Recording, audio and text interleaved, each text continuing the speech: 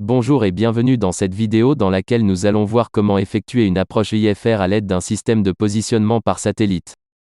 Avec la normalisation des noms des approches, la dénomination RNP a été retenue pour définir les conditions nécessaires à l'accomplissement d'une approche GNSS, donc à l'aide d'un système de positionnement par satellite. L'approche LPV est une catégorie d'approche RNP. Elle est très similaire à l'approche ILS en ce qui concerne la précision, à la différence près qu'aucun système au sol n'est utilisé pour assurer le guidage horizontal et vertical jusqu'à la piste. Commençons par analyser une carte de procédure d'approche aux instruments dans laquelle j'ai gardé uniquement les informations essentielles. Nous voyons qu'il s'agit d'une approche RNP pour la piste 22. Il est indiqué l'EGNOS Channel. Sans entrer dans les détails, cela permet de lier l'approche au satellite géostationnaire, EGNOS pour l'Europe, et ainsi de compléter le guidage GNSS par un système qui permet d'améliorer la précision du signal GNSS en vérifiant son intégrité et en corrigeant les erreurs. La direction du segment final est 217 degrés, et l'altitude à maintenir juste avant ce segment final est 2500 pieds. L'altitude de décision, 310 pieds, est l'altitude à laquelle le pilote poursuit l'approche s'il a en vue au moins un repère visuel de référence au sol et estime pouvoir se poser. Dans le cas contraire, il doit remettre les gaz et suivre la procédure d'approche interrompue. Enfin, l'altitude de la piste d'atterrissage, 60 pieds. Le premier schéma, qui est une vue d'en haut de la procédure, nous indique que l'IAF, c'est-à-dire le point de commencement de l'approche, correspond au point de cheminement Westy. Ce point correspond également au repère du circuit d'attente non standard dont la radiale est 197 degrés. Le chemin représenté par des flèches continues est la route à suivre pour poser l'avion et celui représenté par la flèche discontinue est la route à suivre en cas d'approche interrompue. Il permet de rediriger l'avion vers l'IAF pour éventuellement effectuer une autre tentative d'approche. Le point de cheminement MAGIP, quant à lui, correspond au début du segment intermédiaire. C'est dans celui-ci que l'avion adopte sa configuration d'atterrissage. Le point de cheminement FQT22 marque le commencement du segment final. Le deuxième schéma, qui est une vue de profil du segment intermédiaire et du segment final, nous indique la variation de l'altitude de ces segments. Nous remarquons que le segment final est une descente à 3,5 degrés. Pour maintenir une pente de 3,5 degrés, nous avons des données utiles reprises dans un des tableaux. Par exemple, si on a une vitesse sol de 100 nœuds, nous devons descendre à un taux de 619 pieds par minute. Le point M, qui correspond au point de cheminement RW22, marque le début de l'approche interrompue. Avant d'effectuer l'approche que nous venons de voir, précisons que les points de cheminement qui sont représentés par un symbole entouré d'un cercle doivent être survolés. Pour ceux qui ne sont pas entourés d'un cercle, le virage doit être anticipé. Nous sommes en vol en direction de Westy, à 3000 pieds, et pour l'exercice nous allons effectuer une entrée dans le circuit d'attente pour ensuite suivre la procédure d'approche. En ce qui concerne l'entrée dans le circuit d'attente, nous sommes dans le secteur de la Direct Entry, notre entrée sera donc directe. Arrivant à proximité de Westy, nous pouvons suspendre le séquençage des points de cheminement et activer le holding dans l'ordinateur de vol. Ainsi, le CDI est positionné dans la direction de l'inbound leg du circuit d'attente.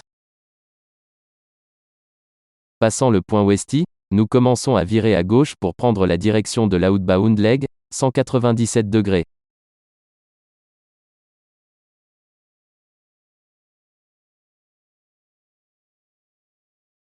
Passant la position EBIM, nous lançons le chrono.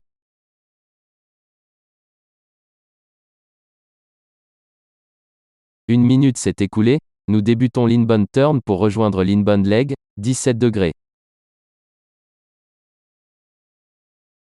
Considérons que nous sommes dès à présent autorisés à suivre l'approche.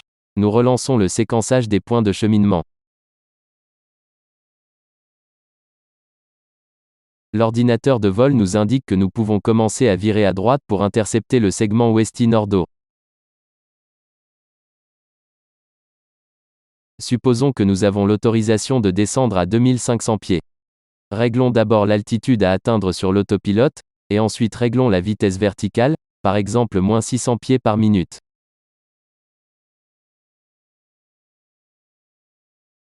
Nous arrivons à 2500 pieds, l'avion se stabilise à cette altitude. Nous poursuivons. Profitons du temps que nous avons pour déterminer le taux de descente lors de la descente finale qui se volera à une vitesse vraie de 100 nœuds. En consultant le tableau, nous voyons que nous devons nous préparer à descendre à environ 619 pieds par minute.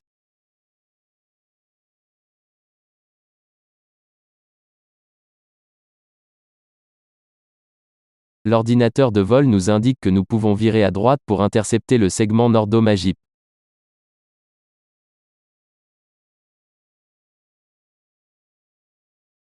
Une fois de plus, l'ordinateur de vol nous indique que nous pouvons virer à droite pour cette fois, intercepter le segment intermédiaire. Remarquons que les lettres LPV viennent d'apparaître à la place de terminal. Cela signifie, entre autres, que la sensibilité du CDI vient d'augmenter.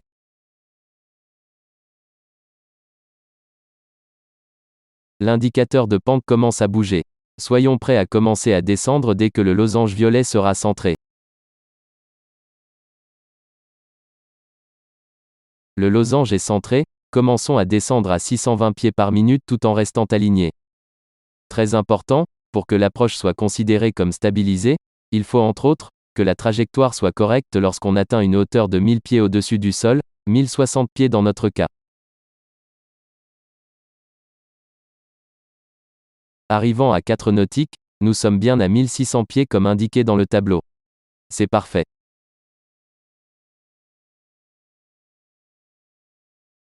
Arrivant à 1000 pieds au-dessus du sol, nous sommes bien stabilisés. Nous pouvons continuer l'approche. À partir de maintenant, il nous faut veiller à ne pas descendre en dessous de l'altitude de décision, 310 pieds, si l'on n'a pas un repère visuel de référence au sol, par exemple le balisage lumineux de la piste, ou encore le PAPI.